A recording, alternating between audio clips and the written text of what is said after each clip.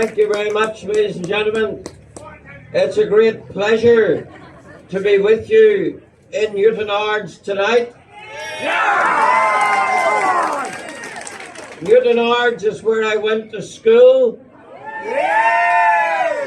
So it has a place in my heart, and it is a great joy to be back and to share this platform and to follow in speaking after our adopted Ulster man, Ben Habib.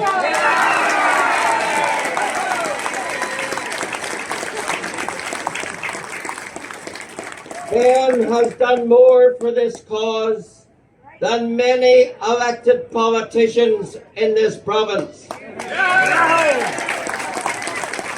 And we all owe him a considerable debt in that regard. So thank you, Ben, for all you have done. Now,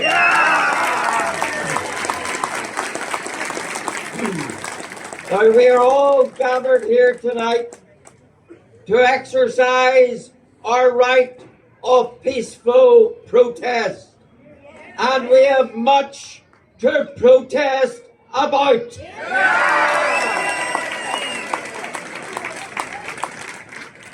Because as we gather here, as unionists, the union that we believe in is being dismantled before our very eyes by the wicked protocol. We all need to understand how it works. It is designed to partition the United Kingdom, to exclude Northern Ireland, to annex us into the EU, with the consequence of preparing us for what they see as the ultimate outcome of Irish unity.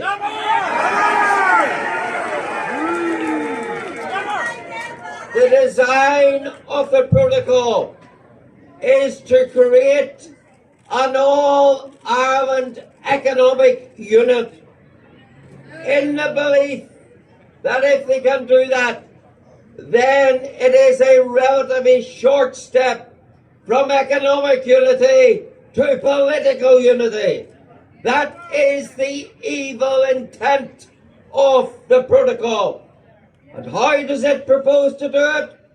Well, by taking Northern Ireland and putting it in a foreign single market for goods, by making it subject to a foreign customs code and a foreign VAT regime, and making all the laws that govern that, which is a huge part of our economy, make all those laws made not in Belfast, not in London, but in Brussels. And therein is the first transfer of sovereignty. When you are in a situation, in a democracy, where you're not governed by those you elect making the laws that control your lives, but you're governed by a foreign jurisdiction where you have no say, no input, no control over the laws that govern much of our economy. And that is what the protocol does. That, ladies and gentlemen, is constitutional change. It is already happening, and it's happening without any consent. And that is why we are wholly justified in being angry, in being outraged, but above all being determined to unstitch it. So how do we do that? How do we disrupt and unstitch the protocol? Well, let me tell you how you don't do it. You don't do it by implementing it.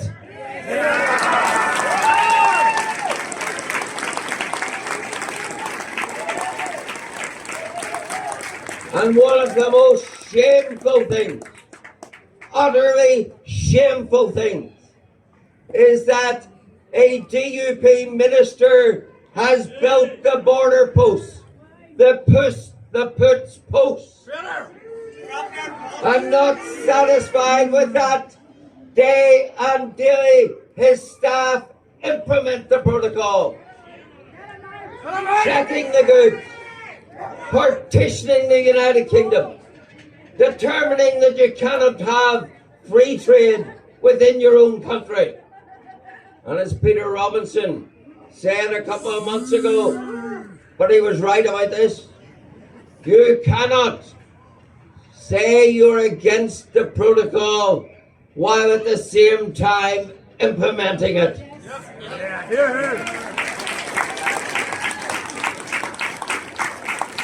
And what message does it send to London and to Brussels if a unionist minister is doing their dirty work and implementing the protocol? It conveys the message that we're not really serious, that we're just bluffing and blustering. And that is one of the biggest threats to the union. That is being implemented by ourselves. Shame on those who are implementing the protocol.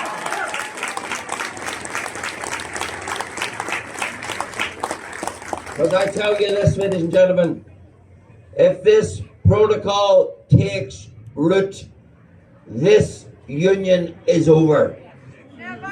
Make no mistake about it.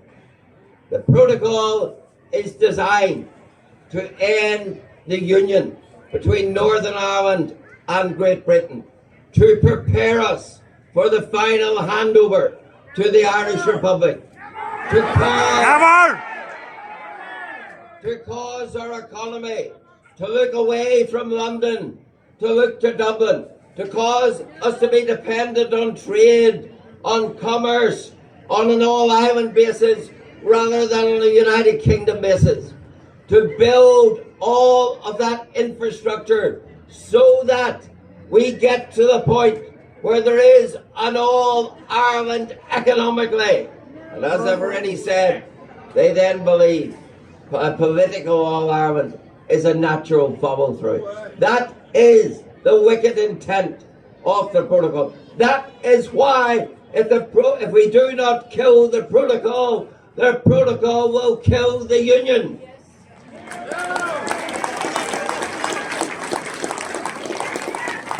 Of course, there's much more besides for you to protest about.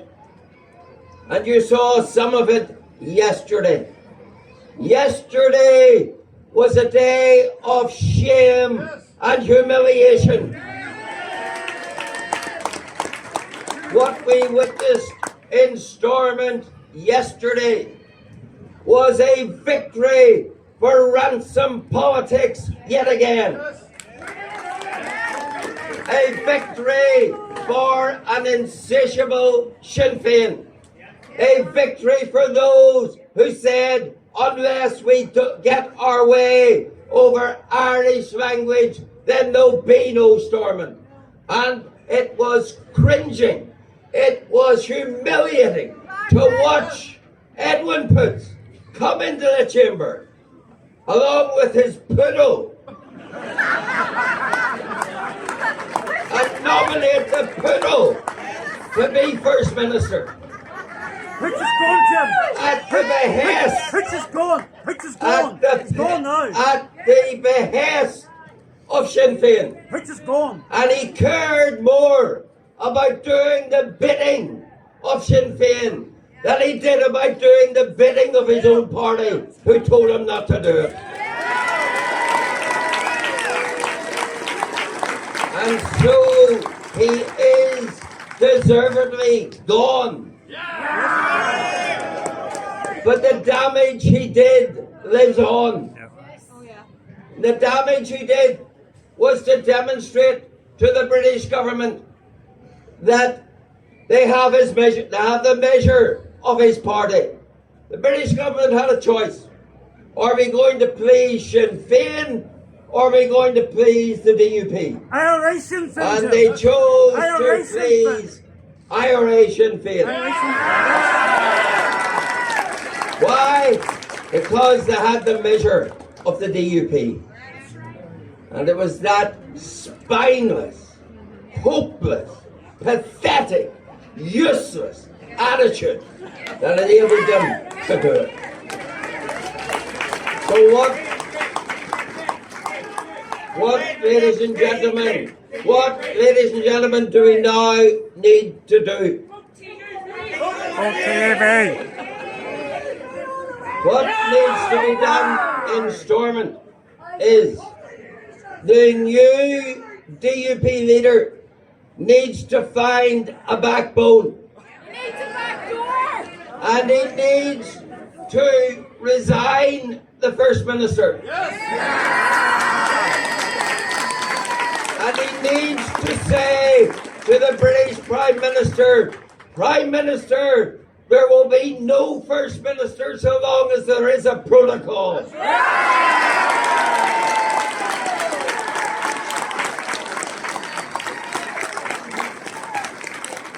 He needs to bring it to the point where the Prime Minister has a choice to make.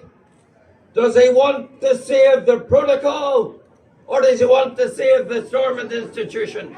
And unless or until by determined political action we bring the matter to a head in that way, and that also includes no more north-southerly. Why should we be the fools of watching the East-West relationship trashed, and yet as if nothing had happened, go on working the north-south limb of the Belfast Agreement? It's a time to find backbone. It's a time to stand up, because if we do not, the time will pass to stand up. That's the reality. So the new DUP leader needs, the onus is on them, they're the biggest party, they need to withdraw the First Minister, they need to create a standoff where the Prime Minister has to choose. Do I want the Belfast institutions or do I want the protocol? That is the way politically we bring this matter to a head. And that will also test some unionists. Does the chauffeur-driven car matter more than their country?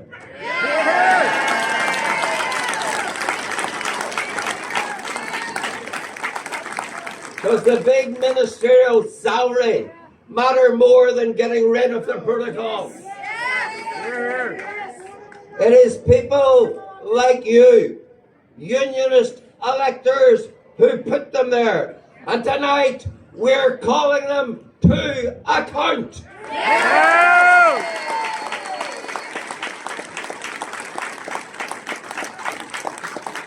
If we know what needs to be done, if we understand what the protocol is doing to us, then they need to step up to the plate. And if they don't, they're not just betraying their country, but the people of this country. And when the day of reckoning comes, then remember this, you get what you vote for. And let's be very clear, this Stormont is not worth saving.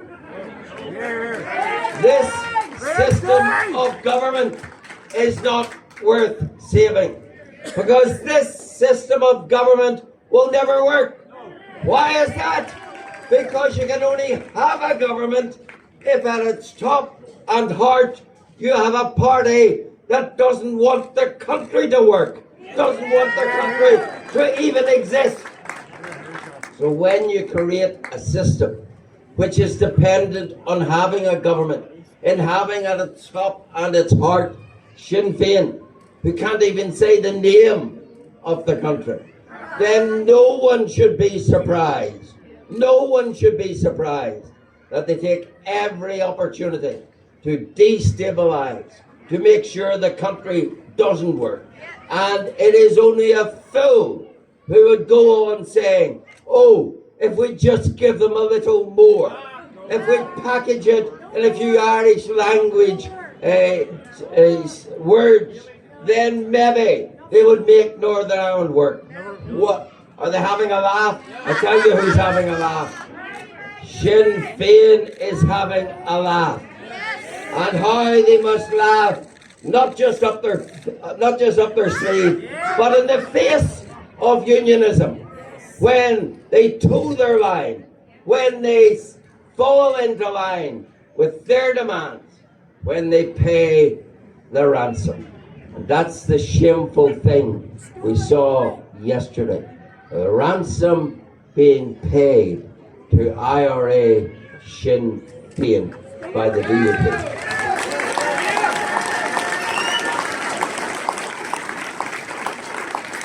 But it's from the grassroots that change will come. It's from the grassroots that those who are presently doing what they shouldn't be doing, implementing the protocol, will be forced either to take a stand or out of office. Frankly, I don't mind which it is, but I know this.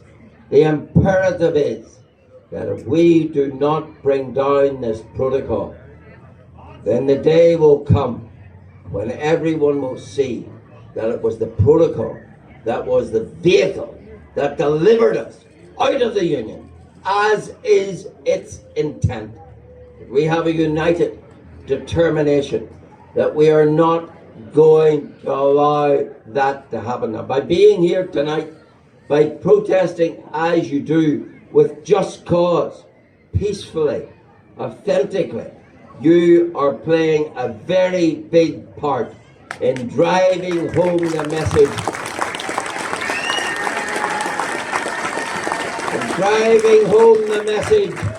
that Ulster is not for sale. I hope